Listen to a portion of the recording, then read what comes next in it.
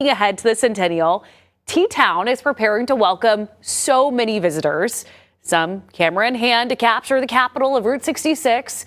So because of that, I met with a national photographer making a pit stop right here in Tulsa. So many people come to Tulsa to check out the amazing architecture. I mean, look at it. The Art Deco and some of the downtown buildings are so impressive. That's why so many people are flocking here ahead of the centennial of Route 66. These buildings in Tulsa are just out of this world. The whole downtown is great. 28 of the 400 miles of Mother Road make up the popular stop, T-Town.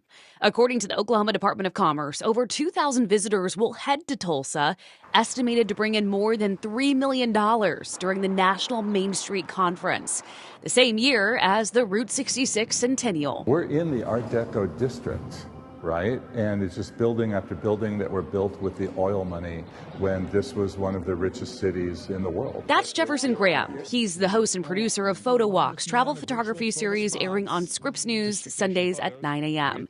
He's in town working on a series of episodes along Route 66. It's got some great neon here and some great Art Deco. He shared some images he's already captured all on his iPhone.